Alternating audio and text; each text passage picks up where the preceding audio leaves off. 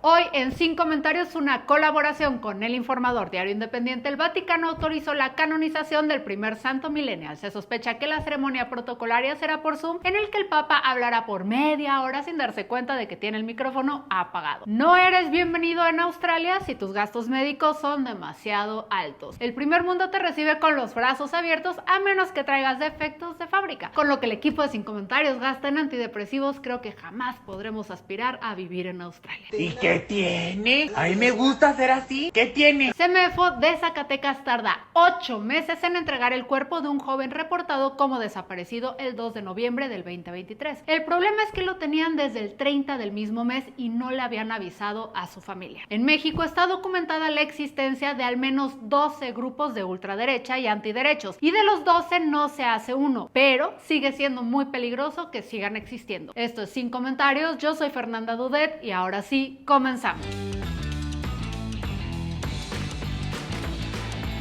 Finalmente ha llegado el santo millennial y no se trata del nieto del santo, sino de Carlo Acutis, un joven de origen italiano que nació en 1991 en Londres. En el 2006, Carlo fue diagnosticado con leucemia. Ese mismo año murió en Asís, Italia. El 1 de julio pasado, el Vaticano aprobó su canonización. La noticia ha causado revuelo entre algunos feligreses, en especial los más jóvenes, pues por primera vez verán un santo como ellos. Un adolescente que amaba el internet, así es. Si usted es millennial sin Afore, ya sabe a quién rezarle. Para convertirse en santo, Carlo Acutis llevó una vida dedicada a Dios. Su mayor obra fue una página de internet en la que realizó un registro de milagros y apariciones de la Virgen María. Gracias a esto también se le conoce como el santo patrón del internet y el influencer de Dios. Además, la iglesia comprobó, de acuerdo con su metodología, que realizó 2 milagros, los necesarios para que alguien pueda ser postulado como santo. El primero fue en Brasil, donde un niño de 10 años se enfermó, le rezó a Carlo y le pidió dejar de vomitar, uno de sus síntomas, y poco después los médicos confirmaron que se había curado. El otro milagro ocurrió en Costa Rica, en donde una joven en condición crítica tras sufrir un traumatismo cráneoencefálico mejoró después de que su madre viajó a Asís para visitar la tumba de Carlo Acutis y pedirle por su salud. ¡Qué a su madre la ciencia y los doctores involucrados!, dijo el Vaticano. Esto solo se le puede atribuir a un milagro. Los investigadores Robert Barro y Rachel McClearly demostraron en un estudio que los milagros y las beatificaciones en los últimos 400 años se incrementan en zonas donde otras religiones competían con la Iglesia Católica. Es decir, que en poblaciones donde la fe en la Iglesia Católica disminuye, suelen registrarse milagros que la reaniman. ¿Ven? Oferta-demanda. Más bien no hay demanda, entonces tienen que generar demanda. Entonces da milagro.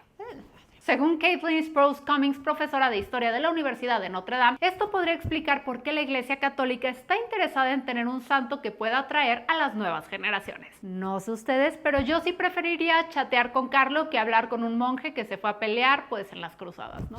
Australia está negando la residencia a personas con discapacidad. Parece que el país de los canguros y los insectos apocalípticos quiere hacerle competencia a Estados Unidos en quién pide más requisitos para entrar al país, porque han instituido una nueva ley migratoria que rechazará tu petición de quedarte a vivir en el país si tus costos de cuidados médicos superan los $86,000 australianos en 10 años, lo equivalente a un poco más de $1 millón mexicanos. A esta ley poco le importa cuánto llevas viviendo ahí, si pagas tus impuestos, si tienes seguro médico o incluso que hayas nacido ahí. Si ellos te consideran una carga económica demasiado pesada, no quieren que te quedes. ¿Qué clase de monstruos son, Steve Irwin estaría muy decepcionado de ustedes. Perdónalos, Steve, no saben lo que hacen. ¿Saben los centennials quién es Steve Irwin o necesitan un episodio especial de eso? Es el de los cocodrilos.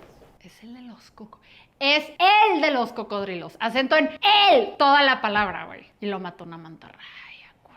Este nuevo mandato se une a la lista de leyes cuestionables australianas, pues anteriormente también tenían la política Australia Blanca, creada en 1901, que limitaba el número de inmigrantes no blancos que podían ingresar al país. ¿Qué pedo, Australia? Neta, no se merecen a Hugh Jackman. Nadie se lo merece, pero ustedes menos. Los activistas y cualquier persona con pensamiento crítico y empatía consideran que esta ley es culera. Bueno, es discriminatoria hacia las personas con discapacidad.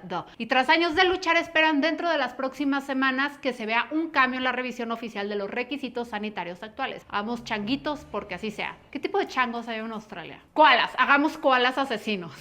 La CEMEFO de Zacatecas tuvo por 8 meses el cuerpo de un joven reportado como desaparecido sin avisarle a sus familiares. Virginia de la Cruz se presentó en el Congreso de Zacatecas a denunciar y exigir que se hiciera justicia por su hijo José Alejandro, reportado como desaparecido desde el 2 de noviembre del 2023. Con gritos completamente desgarradores, Virginia le hizo saber al Congreso que en CEMEFO de Zacatecas nunca le dieron razón de su hijo, que incluso le dijeron de manera textual que su hijo no estaba ahí, para luego, en una última visita, enterarse de que el cuerpo de Alejandro estaba en la morgue desde el 30 de noviembre. O sea, la CEMEFO presuntamente tuvo el cuerpo durante 8 meses sin que nadie se dignara avisarle o por lo menos atenderla con un poquito de madre y empatía, ¿no? A pesar de tener sus datos de contacto y muestras de ADN para cotejarlas en caso necesario. También denunció que ha buscado a David Monreal, gobernador del estado, pero pues que nunca la ha querido escuchar. Virginia agregó a su reclamo que ella sabe cómo se manejan las cosas, porque ella fue policía preventiva 25 años y que conoce bien cómo funciona la corrupción en su estado. También aprovechó para decir que si algo le pasa, hace responsable a las autoridades del estado de Zacatecas. El video de Virginia gritando a todo pulmón en el Congreso se hizo viral y la atención que llamó fue suficiente para que la Comisión de Derechos Humanos del estado de Zacatecas presentara una queja para que se investiguen las inconsistencias y, de ser necesario, se castigue incluso penalmente a los servidores públicos responsables. Esto solo puede significar dos cosas, y ninguna es alentadora. O el problema de inseguridad es tan grande que la CEMEFO no se da abasto para tener control sobre los cuerpos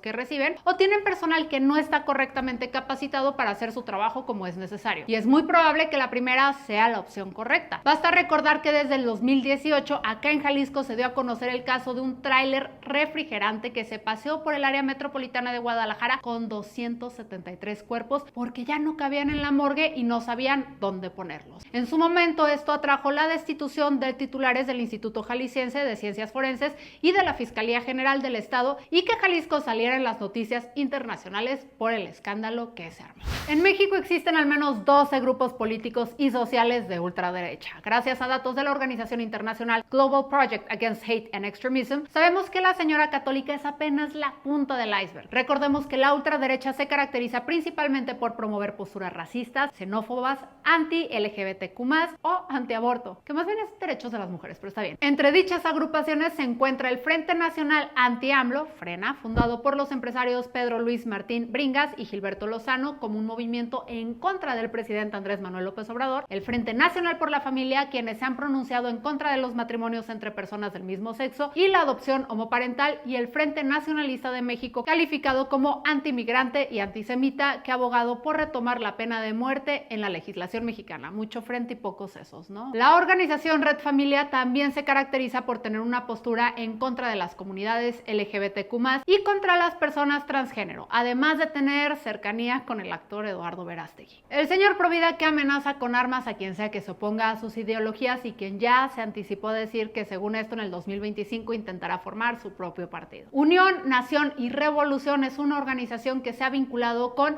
la librería Heidelberg, que distribuye textos ultraderechistas y libros negacionistas del Holocausto. La agrupación también promocionó una gira en el 2023 en la cual participaron bandas neonazis en Ciudad de México y Ciudad Juárez. También planeaban venir a Guadalajara, pero afortunadamente aquí sí hay un poquito de sentido común y no los dejaron tocar. Otras asociaciones que aparecen en el informe de Global Project son Patria Unida por un México Valiente, caracterizada por confrontar la ideología de Morena Pro-Life Army, que está en contra del aborto, Raíces Radicales, una agrupación del anarcofeminista, antitrans, anti-LGBT y antigénero, y el Congreso Iberoamericano por la Vida y la Familia, fundada por un pastor, Aarón Lara Sánchez, que está en contra de, bueno, pues está fundada por un pastor, güey. Probablemente está en contra hasta de Pokémon. Según la organización, a pesar del progreso en los derechos LGBTQ+, y las libertades para las mujeres en el país, por otro lado, también ha surgido una reacción violenta en forma de estos grupos anti-LGBT, anti-aborto y xenófobos y racistas. O sea, sería muy irónico pedir rezar para que estos grupos desaparezcan, ¿no?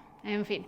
Dios nos ampare. Yo soy Fernanda Dudet. Recuerden que Sin Comentarios es traído a ustedes todos los martes y jueves a las 8 de la noche por El Informador, diario independiente. Tenemos un podcast que a veces actualizamos, pero todos los días actualizamos las noticias en las redes sociales de Instagram y TikTok del Informador. Eso es todo, eso es todo, eso es todo. ¿Cuándo me vas a poner mi círculo ACME? La canonización. Empezamos bien, pendejo. En el que canonícenme estas. ¿Ahora sí? ¿Ahora sí? Lo dije bien. Canonización.